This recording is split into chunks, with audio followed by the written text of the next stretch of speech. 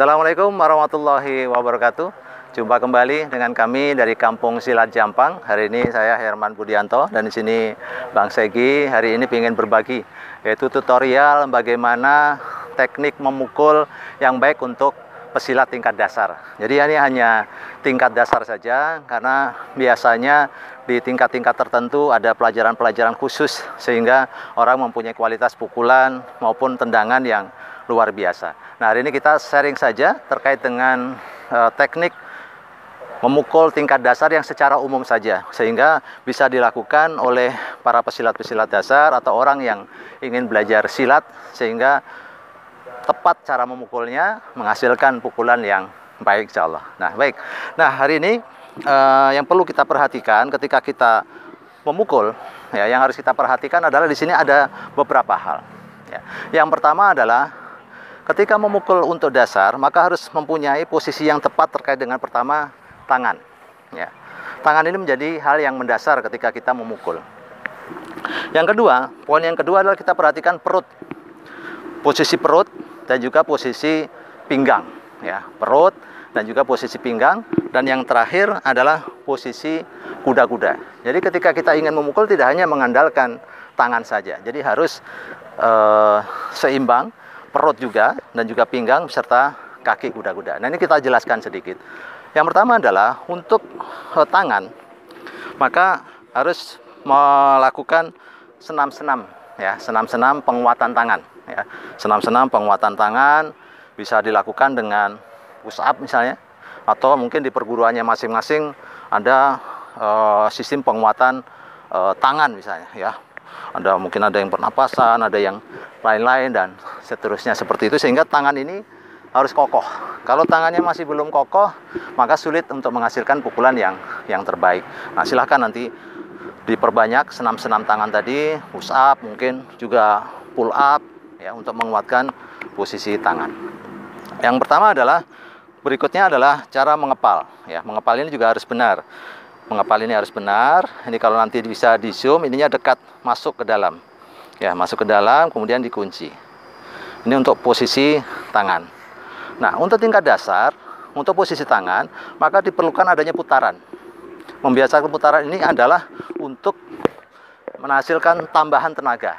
Sekali lagi ini tingkat dasar, karena di perguruan-perguruan tertentu untuk tingkat tinggi tidak perlu ada putaran. Ya, cukup memukul dengan begini orang juga bisa jatuh, terkait dengan kualitas dari perguruannya masing-masing. Nah, perlu diperhatikan untuk tingkat dasar, maka ini harus ada latihan putaran. Ya. Usahakan ini lurus ya. Walaupun ada juga perguruan tinggi yang mukulnya begini ya, perguruan silat yang mempunyai ciri khas yang berbeda. Jadi kita latih, jangan bosan ya untuk berputar sehingga menghasilkan tenaga yang baik kanan maupun kiri. Ya. Berikutnya adalah kita bicara perut. Mengapa perut penting? Ketika kita ingin menghasilkan pukulan yang besar, ternyata harus didukung dengan perut yang kuat. Perut yang kuat tidak harus dengan six pack ya. Jadi one pack, mudah-mudahan sih nggak one pack ya, ini nggak one pack ya. Ya, minimal posisi perut itu harus kuat ya. Karena kalau ketika posisi perut ini lemah, maka juga akan menghasilkan pukulan yang lemah. Yang berikutnya maka diperlukan adanya senam-senam. Jadi ada sit up ya, untuk menguatkan perut dan senam-senam perut yang lain. Jadi sarankan setiap hari orang tuh biasa push up 50, sit up 50 ya, untuk latihan dasar saja untuk menjaga stabilitas agar pukulan dan perut kita kokoh. Ya, nanti kalau terkait dengan kaki ada pembicaraan pada berikutnya. Nah, ketika berikutnya adalah panduan dari dorongan dari pinggang ya, pinggul ini tadi. Ketika memukul, misalnya kita tidak berputar pinggul kita, ini akan terasa ada sesuatu yang mengganjal. Maka harus ini diputar. Bantuan ini, putaran ini adalah membantu dorongan dan menguatkan tenaga pukulan.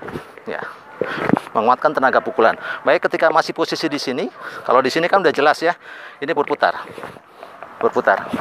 Misalnya posisi di sini, kalau hanya mukul begini, maka ini juga kurang ternyata, maka harus ditambah dengan ini tadi pergerakan dari pinggul.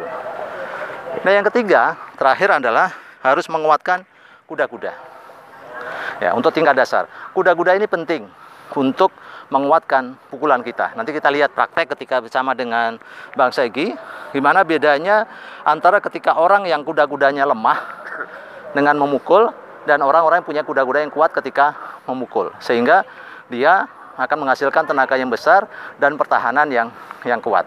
Nah, ini contoh, kita lihat Bang Segi misalnya. Ya, nanti Bang Segi gantian nanti memukul. Ya, agak ke sini, Mas, biar pas sesuai. Nah, ini adalah ketika saya memukul dengan cara yang salah ya. Dengan cara yang salah, misalnya saya tidak melakukan perputaran pinggul yang kuat. Nah, maka ini juga akan menghasilkan tenaga yang berbeda. Karena biasanya tidak akan besar, ya, tidak akan besar. Tidak akan membuat orang itu berputar atau mundur dan seterusnya. Karena hanya mengandalkan sini saja, kekuatan ini saja. Tapi kalau kita padukan dengan putaran di sini, maka nanti akan hasilnya sesuatu yang berbeda. Ya, kita lihat di sini, kita putarkan, maka hasilnya akan menghasilkan power yang beda. Coba ulangi lagi, Mas Egi. Nah, kita putarkan, walaupun dari sini, tapi dengan putaran agak tinggi sedikit biar lebih. Ini juga akan menghasilkan tenaga yang berbeda. Ya. Nah, ini poin penting ketika ingin berlatih. Dan tentu pentingnya kuda-kuda tadi kenapa? Ketika kita mukul, misalnya orang itu mempunyai tenaga yang besar, ketika kita kuda-kuda, maka kita tidak akan mundur ke belakang. Tapi kalau yang dipukul adalah orang yang punya tenaga besar dan kuda-kudanya kokoh, maka kita bisa mundur misalnya. Misalnya Mas Segi ini orang yang kuat, ya. Misalnya Bang Segi ini orang kuat. Saya memukul dan orang yang dipukul ini tenaganya kokoh. Ini bisa, kalau kita lemah, ini bisa mundur ke belakang, jangan kita bisa jatuh karena kuatnya tadi. Nah, kita contoh sekarang Bang Segi, ya, melatih memukul, ya, melatih memukul, ya, dengan cara yang biasa dulu, ya, cara yang biasa, keras, yang keras, terasa banget tenaganya masih enteng lagi, ya. Nah, enteng, tambah lagi, ya, tambah lagi. Nah, stop. Perhatikan, ketika kita melatih memukul, pertama memang jangan langsung pakai ini, ya. Latihan dulu tanpa menggunakan sasaran. Bisa dilakukan sehari 100 kali pukulan. Biasanya begitu, bahkan sering sampai 1000 kali mukul ya, dalam sehari. Sehingga kita bisa hitung kalau seminggu, 2 minggu sudah sekian kali, sekian ribu dan 10.000 dan seterusnya seperti itu. Sehingga pukulan kualitas kita menjadi benar. Nah, sekarang coba, nah, kita lihat. Yang Segi ini misalnya memukul kuda-kudanya lemah, ya, kuda-kudanya lemah, dan atau nggak usah pakai begini dah dulu ya. Ya, kita misalnya bertarung, ya, misalnya bertarung sini, ya, bertarung. Nah, Bang Segi ini menyerang misalnya, kemudian saya tangkis, ya, keras. Saya tangkis, ini orang bisa mundur karena kuda-kudanya lemah. Nah, sekarang Bang Segi harus kuatkan kuda-kudanya ketika menyerang. Ya, menyerang kuda-kuda, menyerang pukul dengan benar, ya, putaran yang benar. Coba saya mukul, ya, saya mukul, atau pukul sini perut saya misalnya, ya, saya pukul perut saya yang keras, ya, keras. Saya nggak mundur kalau kuda-kudanya salah. Pukul lagi yang keras. Ya, nah, ini sudah mulai ada tenaga yang dihasilkan lagi misalnya, ya. Nah, ini tenaganya sudah bertambah lagi karena sudah dipandu dengan adanya kuda-kuda yang kokoh, perputaran pinggang yang benar, dan kekuatan perut yang ada. Nah, itu tadi sedikit tentang bagaimana tutorial dasar melatih pukulan. Jadi jangan bosan.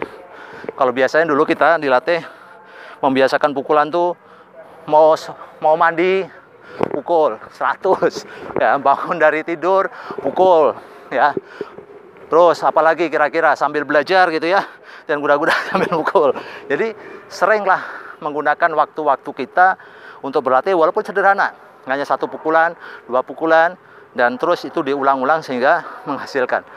Yang terakhir, jangan cepat puas bahwa pukulan kita sudah hebat. Ingatlah, di atas langit masih ada langit. Jadi selalu ada orang yang di atas kita. Nah, kita dituntut untuk belajar dan terus belajar.